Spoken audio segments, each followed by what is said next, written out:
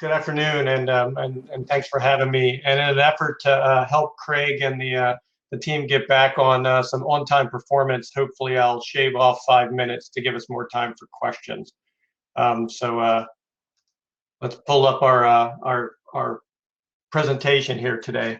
So what I'm going to share with you today, in my role at Amtrak, our largest passenger rail corporation in the United States, I'm the Senior Director for Standardization, Quality Assurance, and as well as certification for our crews. And one of the things that I've brought over from my experience, I have over 25 years in the aviation world, both military, commercial, and regulatory. And we've brought a lot of the aviation analogies over to Amtrak and the rail standards. So we'll get into that discussion. So what's standardization? What are we here talking about that for today? So, and why does it apply? So it's the process of developing and implementing acceptable norms that apply throughout an organization or system, which can be monitored or evaluated for compliance and conformance. So if we break that down pretty simply, if we go to a casino today and we pull the handle, we're not really sure what's going to happen after those lemons, cherries, sevens, and other things that pop up. Well, that's not what we want in standardization. We want the opposite of that. We want things that are measurable, repeatable, and analyzable. And as you see my tagline at the bottom, safely, by the book, then on time. Our passengers and our ridership depends foundationally on getting everyone not only on time, but from A to B safely. And part of that is that standardization. So here's some historical timepieces here, if you will, with regards to rail and aviation. If we look at where rail started in the first passenger rail train, it was in the 1800s. Of course, the Wright brothers didn't fly the first aircraft, and we didn't get the first aircraft to the 1900s. But regulation started much earlier on the rail side. So you would think we would have had standardization much earlier. Well, there's some differences in aviation and rail and why that didn't occur. As we all know throughout the world, depending on your country, your continent, your municipality, that rail belongs to, in some instances, a private corporation that owns and operates that rail that you have to lease from, you have to pay fees for if you want to operate on it, and there are other legal hurdles that go along with that. And aviation, and most part, the runways that are equal to our guideways in rail, they're owned and operated by the states, municipalities, but funded most importantly from the federal government. And so they're standardized. So that's why we got a little bit of standardization a lot earlier. But why did aviation take it up sooner than rail did? Well, we had a lot of crashes, a lot of mishaps in aviation and passenger aviation in the early 1900s. And it was due to a few things: signal systems, communications, and safety management systems and the lack thereof, along with maintenance practices, et cetera. But those few things are things that we can probably all agree upon: communication, signal systems, and our infrastructure, that of why aren't we in that realm today. And so if we look towards where we have gone and where we're at today, if we look at the UIC, I think a lot of the people listening today understand the Union of International Railways, founded way back in the 1900s, has many members around the world. Amtrak is a partner member in both the North American regional as well as the plenary. I sit on the standardization committee. They're very analogous to what we have in aviation today, but not to that quasi-government standard that we have. But they do provide a lot of what they call leaflets and standard operating procedures and standards that we can use today. And then if we move up towards the ICAO, which we'll talk about here in a minute, in the 1930s, the countries came together under the United Nations on the aviation side, and they formed the Chicago Accords and signed up and said, hey, we want to make sure when our passenger aircraft transit from country to country that we're going to have a single language, a communication standard that everyone's going to speak. We're going to have a standard signal system that everybody's going to adhere to, and that we're going to have a safety management system that all of the airlines have to adhere to. And so that's where we are today. And I would say that's foundational of why commercial aviation has gone from a very high mishap rate to a very, very safe mode of transportation. And now we're looking at the rail side actually surpassing, in some instances, the passenger flight side when we look at positive train control, computer-based train control, the Hyperloop, high-speed rail, all those interconnections that are coming along. So what was the ICAO and where did it come from? So I talked a little bit about in the 1940s that we had the Chicago Accords that came together on the United Nations. So every government actually pays into the ICAO through the United Nations to create these standards. And these standards, if a lot of words here on the slide here, but if you really look, the first thing that came together wasn't standardization, it was harmonization. And I think we could all agree that that's probably the first step in rail and transit for us to get behind. And that harmonization came from what's known as standards and recommended practices. And those are called SARPs. And everyone in the aviation industry understands what a SARP is. And they align most practically with your country or your continent's regulatory standards, at least to that bottom line standard. In most instances, they're more restrictive depending on your country or your municipality where you operate in, but they create that standard. And in some instances, we have that today. In North America, in the United States, we have AAR standards that fall under the American Association of Railways. We also have APTA standards for some of our equipment and practices on the American Public Transit Association. And then, of course, we have our 49 CFR combined federal regulation with the Federal Railroad Administration as well. So why standardize? Usually if there's people on the call that are CEOs or general managers or directors of their entire transit agencies or rail agencies, are like, how much is this going to cost me? And when we go through this, we're actually going to see that it's not how much it costs you, it's how much it's going to save you. So when we look at this through the lens of safety, efficiency, effectiveness, these things are indicative. Again, our passengers want to move from A to B safely and efficiently. We talked earlier, and I listened on the panel earlier, and I think some of the key points were passengers to increase ridership was they needed to know that there was going to be a transit vehicle or train there within 30 minutes, or they were going to get in the car and take a different mode of transportation. And so that we have to make sure that our trains are operating efficiently and effectively, but more importantly, on that safety side, if we don't adhere to standards, we're going to pull that handle at the casino and we're not going to know what's going to come out the other end. So there's some cost benefits for us. If we all look at our risk departments, we have high deductibles for any kind of mishap at any of our agencies, and we can't afford, especially with COVID-19 and the predicaments that we're in with our budgetary constraints. It really behooves us to look at a standardization model throughout not just the United States, but throughout the world. Resources, as we talked about with essential workforce, of making sure you have the right people in place and the right resources to do that. And we want to use them to the most efficient and effective way possible. Regulatory, people always bring this up and say, wait, I'll wait till the regulators make me do it. Well, the regulators aren't really good. You know, being a previous regulator myself, we're not good at coming up with what the industry needs or wants. We usually fulfill a stopgap in kind of that vacancy of regulatory standards. We found in aviation that we've gone from a model of where the regulators create the rules to where the industry comes together and creates the rules together and builds that and then makes it regulatory to a standard that they can all agree upon. And that works. I mean, we can have the greatest safety plans, but if they cost so much money that you can't operate a train or a bus or a light rail vehicle, it just won't work. So there's got to be a cost-benefit analysis in everything that we do. Safety management systems, QMS.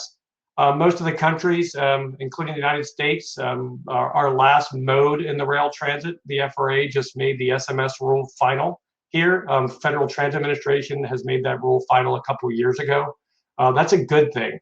As I mentioned earlier, in aviation, that was one of the foundational constructs that brought bargaining unit, union employees, and management together to create trust for us to be able to build and create a safer system and to rebuild our construct from where we've gone previously. Asset management.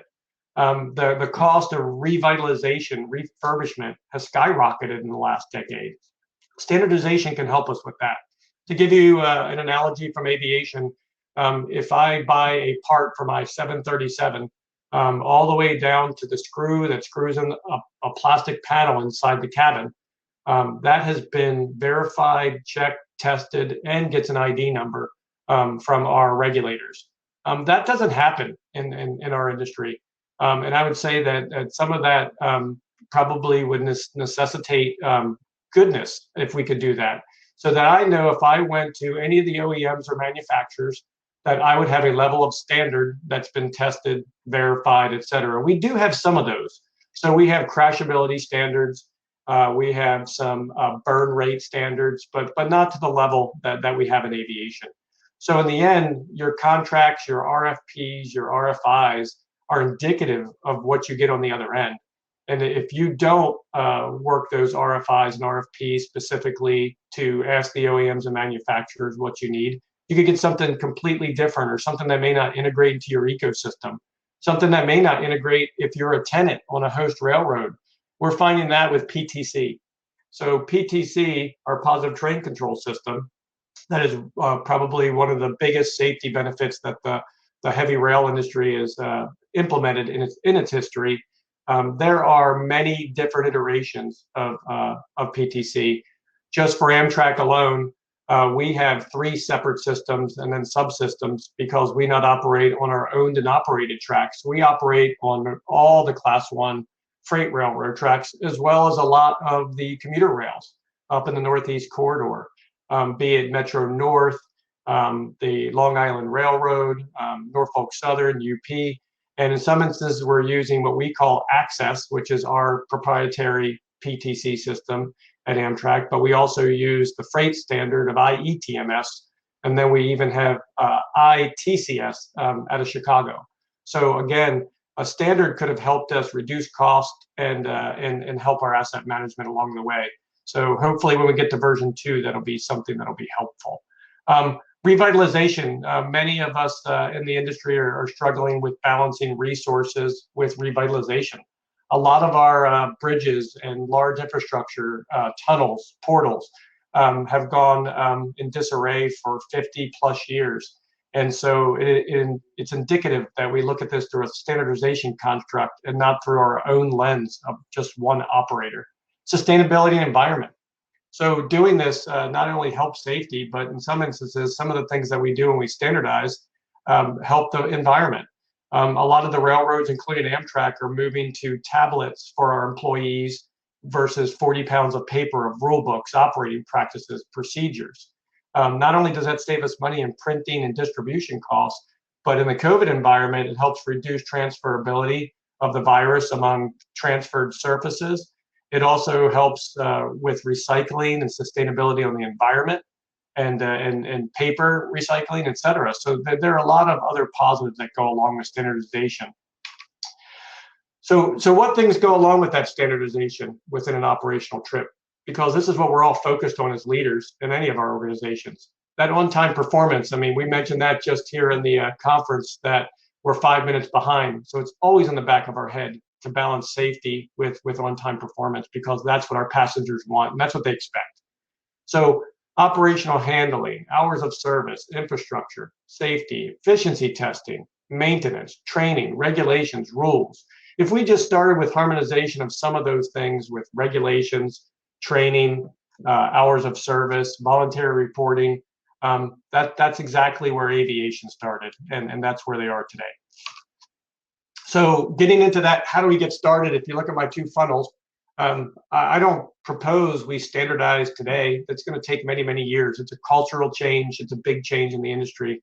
I do recommend we look at harmonization first and foremost. That's where we started in aviation about 27 years ago, and it's worked very, very well. Data sharing. I found in the rail and transit industry that we very much lack the willingness to share de-identified data, whether it's from our assets or whether it's from our operations.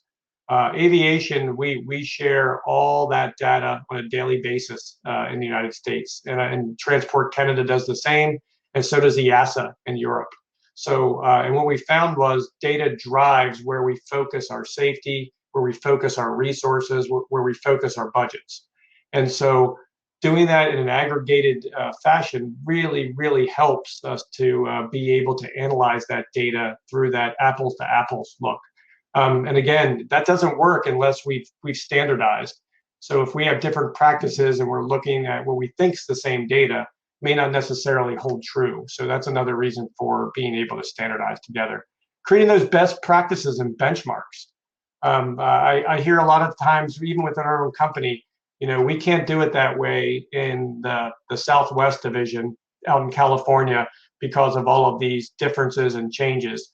But then when we do a true root cause analysis and actually look at the differences, they really aren't that different. And we would and should be able to standardize those processes.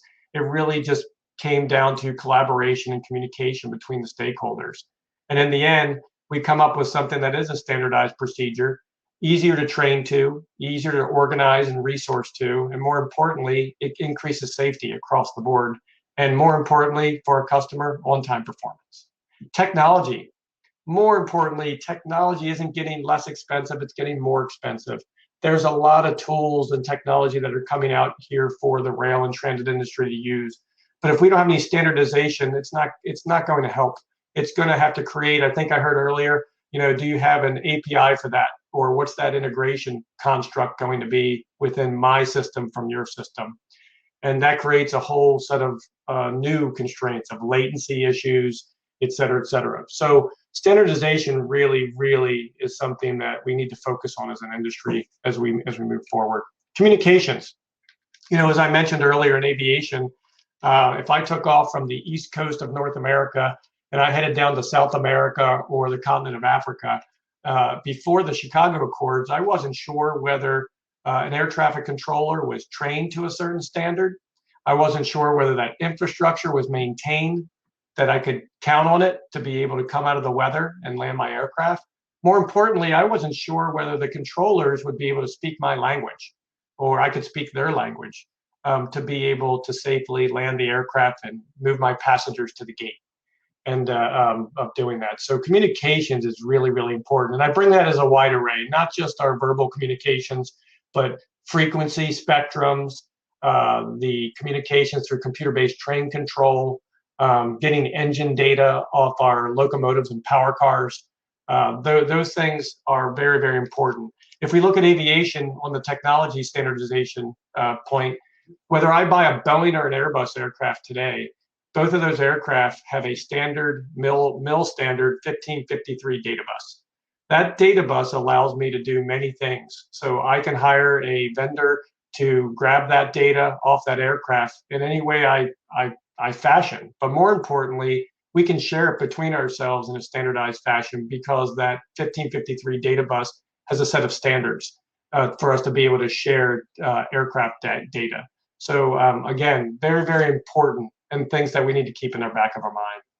Lastly, the most important and probably the most costly portion of any of our missions of moving people from A to B is the human resources that are required to train, equip, and organize and make sure they're ready to do their jobs every day. So human machine interface. So if every locomotive that we have at Amtrak has a different setup in the cab, where the throttle controls are, the brakes are, the horn buttons, the PTC control panels, the CDUs, computer directed interface units, etc. So we need to look at that also as an industry and OEMs and manufacturers to see how we can partner, because that will help reduce our training costs. When we bring another locomotive online, we know that there'll be a standard cab setup. There'll be a standard way for my training to occur. But right now we have to train locomotive engineers that operate multiple train sets on all of those to be able to make sure that they're ready to operate safely, by the book, and on time every day. So again, that gets back to standardization. So I always get this question, well, aviation's more important, and it's a different responsibility. Well, I have a picture up here for you. There's an Airbus A380. There aren't many left. They're actually retiring a lot of them. But I always ask the question, and if you were in the audience here today and we were being able to see each other, I'd ask which one has more people in it, that Airbus A380 or that Amtrak consist of our new Cella 21 or even our regional train set? The answer is about the same. In some instances, during a rush hour coming from New York City, Penn Station, back to Washington, D.C., or vice versa, that train set will have more people on it. So the responsibility of those locomotives and engineers and conductors and assistant conductors and your support personnel that are on the train sets are exactly the same as those pilots, flight attendants, and maintenance personnel that we have out there in aircraft. In some instances, they have even a bigger responsibility. So that there's no difference between those constructs, and we expect the same level of safety and standardization from them. So that concludes my briefing. I think I got us a couple minutes back on time, and I guess I'll turn it back over to our moderator.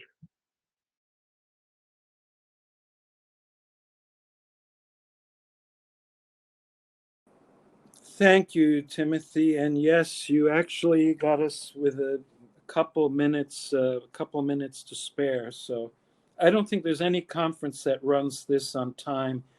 5 minutes late is nothing at any other conference, and we're right on schedule. There was one question that you said you would take on from the last session, and it was, can rail learn from aviation in the provision of food service on trains? So in terms of systems in place, or is the Czech Railways model of cooking well on trains better? Sure. So as many of you know, our previous CEO prior to Bill Flynn was Richard Anderson, and he came from Delta Airlines as the retired CEO, and brought a lot of those analogies and best practices that the airlines have learned. And if you recall, if we go back in history, the airlines used to actually cook on the airline. They would spend a lot of time preparing the meals, putting them together, etc. And they've moved to that prepackaged, just heat them up and delivery all the way up to first class service in most instances. And so we've brought that onto our Acela and regional train sets as well. It actually does a few things for us. It creates a better product, a better consistency throughout the system. As you know, we operate through the whole United States for our long distance service as well, the Northeast corridor. So we're implementing those same products and services that the aviation world is doing, and doing it in the same fashion. And we've actually received very, very high marks and feedback from our customers and how we've implemented that.